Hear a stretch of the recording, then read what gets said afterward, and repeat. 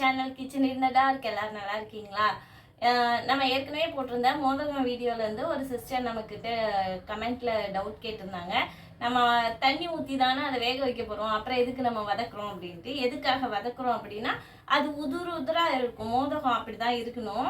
அது தனித்தனியாக தெரியணும். அரிசி பருப்பு அதெல்லாம் வந்து தனித்தனியாக தெரியணும் வெந்தாலுமே. அதுக்காண்டி அதில் ஓவர் குக் ஆனாலும் ரொம்ப அரிசியாக இருந்தாலும் அது நல்லாவே இருக்காது.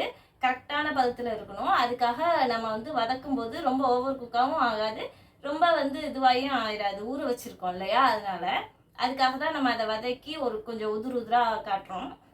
இன்றைக்கி நம்ம என்ன பண்ண போகிறோம்னா, இன்றைக்கும் நம்ம விநாயகர் சதுர்த்தி ஸ்பெஷலாக கார கொழுக்கட்டை பண்ண போகிறோம். நாங்கள் உப்பு கொழுக்கட்டைன்னு சொல்லுவோம், கார கொழுக்கட்டைன்னு சொல்லுவோம். சரி, நீங்கள் உங்களுக்கு எப்படி புரியுதோ அப்படி எடுத்துக்கோங்க. அதுக்கு என்னெல்லாம் தேவைன்னு வாங்க வீடியோக்குள்ளே பார்க்கலாமா? ஸோ நம்ம கொழுக்கட்டைக்கு தேவையான பொருட்கள் என்னென்னா, இது 2 மீடியம் சைஸ் வெங்காயத்தை குட்டி குட்டியாக நல்லா பொடியாக ஃபைனாக சாப் பண்ணி வச்சுருக்கேன்.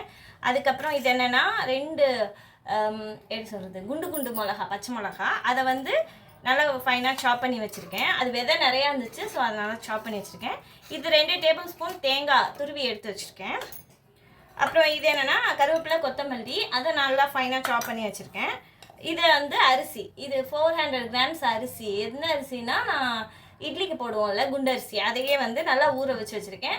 இல்லை நீங்கள் நிவேதனம் பண்ணணும், பச்சரிசியில் பண்ணணுன்னாலும் பண்ணிக்கலாம். இது வந்து 2 to 3 hours கிட்ட ஊற வச்சு நல்லா வாஷ் பண்ணி தண்ணியெல்லாம் ட்ரைன் பண்ணி எடுத்து வச்சுருக்கேன். அதுக்கப்புறம் தாளிக்க தேவையான எண்ணெய், கடுகு, அண்டு இது வந்து கடலைப்பருப்பு ஏற்கனவே பார்த்துருக்கோம். அது அவ்வளோதான். எப்படி செய்யலான்னு பார்க்கலாம். பெரிய மிக்சி ஜார் எடுத்து வச்சுருக்கேன். அதில் இந்த அரிசியெல்லாம் கொட்டிக்கிறேன். ஸோ ஒருத்தவங்க கேட்டாங்க, இங்கேயே வச்சு நீங்கள் அரைச்சி காட்டலாமே அப்படின்னு. எனக்கு கொஞ்சம் இந்த இடம் வந்து இடைஞ்சலாக இருக்குது, ஸோ அதனால தான் நான் இங்கே வச்சு அரைச்சி காட்ட முடியல. காட்டணுன்னா காட்டலாம், ஆனால் எல்லாத்தையும் எடுத்துகிட்டு திருப்பி ஒதுக்கி வச்சு அப்புறம் நான் பண்ணணும். ஸோ அது கொஞ்சம் டைம் ஆகுது. இதை நல்லா ஃபைனாக அரைக்கணும். நல்லா குறைன்னுலாம் இருக்கக்கூடாது, நல்லா ஃபைனாக அரைச்சிட்டு வரணும். ஸோ நான் அரைச்சிட்டு வந்துட்டு எப்படி இருக்குன்னு காட்டுறேன். ஸோ நல்லா ஃபைன் பேஸ்ட் அரைச்சிட்டு வந்திருக்கேன். கொஞ்சம் தண்ணியாகவே அரைச்சிக்கோங்க, ஏன்னா நம்ம எண்ணெயில் வந்து வதக்க போகிறோம், அதனால தண்ணியாக தான் இருக்கணும். அந்த மாவு வெந்து வரணும் இல்லையா, ஸோ அதுக்காண்டி கொஞ்சம் தண்ணியாகவே அரைச்சிக்கோங்க. நல்லா ஃபைனாக அரைச்சிக்கோங்க. எப்படி நம்ம செய்யலான்னு பார்க்கலாம். அடுப்பை பற்ற வச்சு கடாய் வச்சுட்டேன்.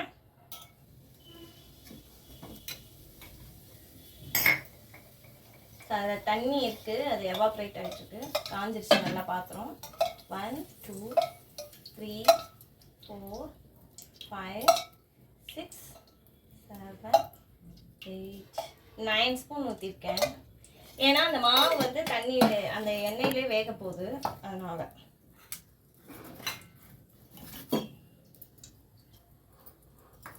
ஃபஸ்ட்டு நான் கொஞ்சம் கடலைப்பருப்பு போட்டுக்குவேன்.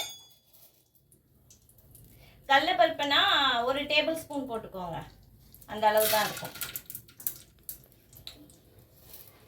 அந்த அளவு போட்டுக்கோங்க, போதும்.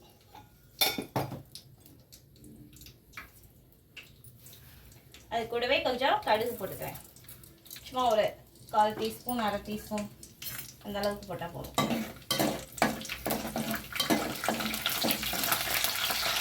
தண்ணி பட்டுச்சு.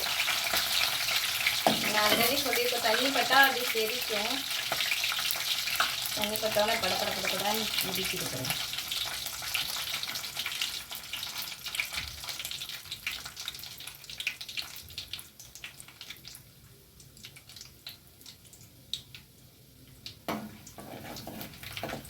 கடுகு வெடிக்க ஆரம்பிச்சிச்சு. கடலைப்பருப்பு போட்டிருக்கனால கொஞ்சம் கிளறி விடுங்க, அப்போதான் கடுகு நல்லா வெடிக்கும். நான் படப்படப்படான்னு வெடிச்சிருச்சு. இப்போ நான் பச்சை மிளகா போட்டேன். கொஞ்சம் தள்ளியே நினைக்கோங்க, பச்சை மிளகாலாம் தெரிக்கும்.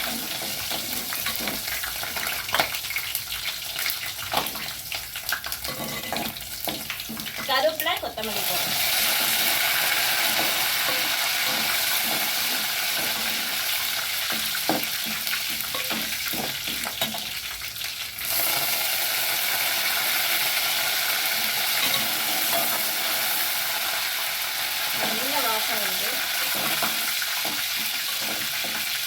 சாப் பண்ணி வச்சுருக்க வெங்காயம்,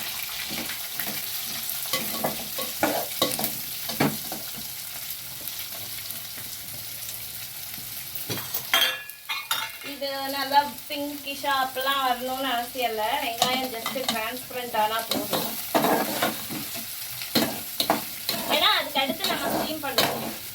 நமக்கு மாவு வேகணும், அதான் டைம்.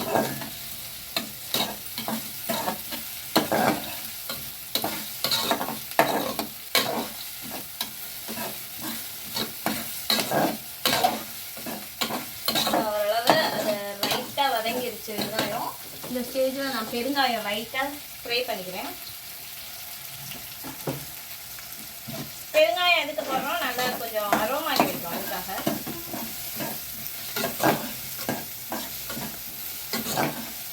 சரி, இப்போ நான் வந்து மாவை ஊற்றிக்கிறேன்.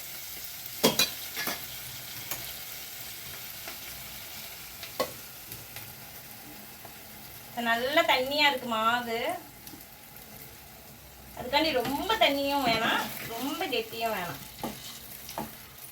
தோசை மாவு பதத்தோட கொஞ்சம் தண்ணியாக லைட்டாக அலசி ஊற்றிக்கிறேன். ஸ்லோ ஃப்ளேம் பண்ணிட்டேன்.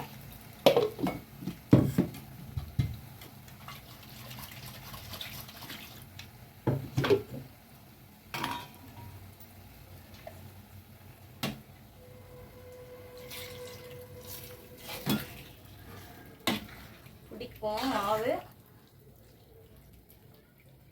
அது நல்லா வெந்து திரண்டு வரட்டும். கட்டிப்படுவோம், அதுக்கு ஒன்றும் நம்ம இது பண்ண வேணாம். அடுத்து நம்ம பிணைஞ்சுக்குவோம் ஆற வச்சு.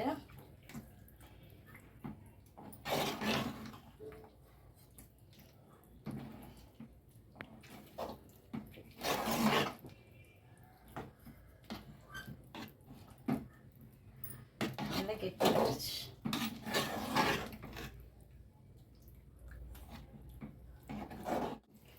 நல்லா திரண்டு வருது பாருங்க. எவ்வளோ தண்ணி இருந்துச்சு, எல்லாமே ட்ரைன் ஆகி கொஞ்ச நேரத்துலேயே கெட்டி ஆயிடுச்சு. வதங்கி நல்லா திரண்டு வந்துச்சு. இடையில 1 ஸ்பூன் உப்பு போட்டிருந்தேன், நான் சாரி சொல்ல மறந்துட்டேன். 1 டேபிள் ஸ்பூன் உப்பு, அந்த மாவுக்கும் அந்த வெங்காயம் அதுக்கெல்லாம் சேர்த்து. ஏன்னா நம்ம மாவுலையும் உப்பு போட்டு நம்ம அரைக்கல.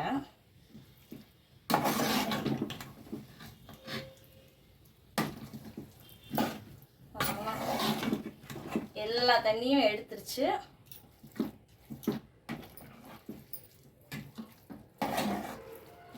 நம்ம கொஞ்ச நேரம் ரெஸ்ட் விட்டுலாம், ஆறட்டும். ஆறின அப்புறம் என்ன பண்ணலாம். நல்லா ஆறிடுச்சு. எண்ணெயில் இருக்கனால நல்லா திரண்டு வந்திருக்கு. லங்ஸ் எல்லாம் இல்லை. இதில் நான் வந்து தேங்காய் போடுறேன். பாதி மாவு எடுத்து நான் தனியாக எடுத்துட்டேன். ஏன்னா என் பையனுக்கு தேங்காய் போட்டால் பிடிக்காது. ஸோ அதனால் அதை தேங்காய் போடாமல் எடுத்து பாதி உருண்டை ஊற்றி வச்சாச்சு. லங்ஸ் கரெக்டாக நீங்கள் கரண்டியை வச்சு நல்லா இது பண்ணி அதை தேய்ச்சி கலர்னிங்கன்னா லங்ஸ் வராது முடிஞ்ச வரைக்கும். லங்ஸ் வந்தாலும் ஒன்றும் பிரச்சனை இல்லை. இப்படி யார வச்சு நல்லா பிணையும் போது இதுவாயிரும். நல்லா எண்ணெய் இருக்கனால கையில் கொஞ்சம் கூட ஒட்டவே இல்லை பாருங்கள். அவ்வளோதான். ஆல்ரெடி நம்ம இட்லி பானையை சூடு பண்ணியாச்சு. நம்ம எப்படி ஸ்டீம் பண்ணுறதுன்னு பார்க்கலாம். தண்ணி கொதிச்சிருச்சு. நான் தேங்காய் போடாமல் உருட்டி என் பையன் கொடுத்தான். அதை ஃபஸ்ட்டு நான் வேக வைக்கிறேன். உங்களுக்கு என்ன பிடி கொழுக்கட்டை மாதிரி வேணும்னா அந்த ஷேப்பில் இது பண்ணிக்கோங்க, பிடிச்சிக்கோங்க. நான் இது வந்துட்டு உருண்டையாக தான் உருட்டியிருக்கேன், நல்லா லட்டு மாதிரி. மோதகம் சாப்பிட்டு என் பசங்கள்லாம் சூப்பராக இருக்குது அப்படின்னாங்க. நீங்களும் வீட்டில் பண்ணி பாருங்கள். சரி, இதெல்லாம் ஸ்டீம் ஆகட்டும். ஒரு 10 to 15 மினிட்ஸ் போதும். ஸ்டீம் ஆனோடனே காட்டுறேன். சரி, வெந்துச்சான்னு பார்க்கலாம்.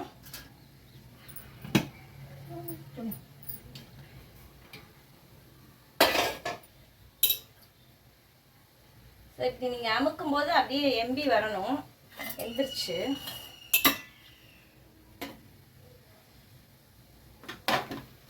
நேற்று நம்ம சூடு வாங்கி கீழே கொட்டிட்டோம். வீடியோவை அப்படி கொட்டக்கூடாதுன்னு நல்லா பெரிய தட்டாக எடுத்துட்டேன். இப்போ ஆஃப் பண்ணிடலாம் அடுப்பை. இந்த கொழுக்கட்டை வந்து உடையாது.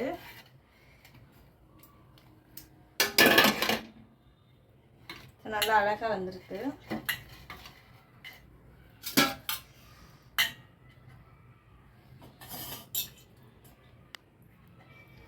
தண்ணியில் நினைச்சிட்டு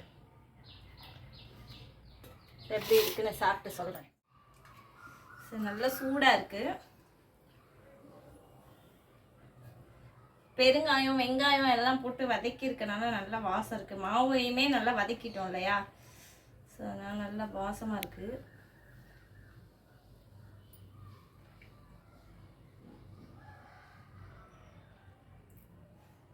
நம்ம புழுங்கல் அரிசியில் செஞ்சுக்கனால நல்லா சாஃப்டாக இருக்கும். உப்பு காரம் எல்லாமே கரெக்டாக இருக்குது. அந்த வெங்காயத்தோட க்ரன்ச்சினஸ் எல்லாமே நல்லா இருக்குது. ரொம்ப போட்டு வதக்கிட்டோம்னா அது வந்து கொலன்னு ஒரு மாதிரி இருக்கும் டேஸ்ட்டு.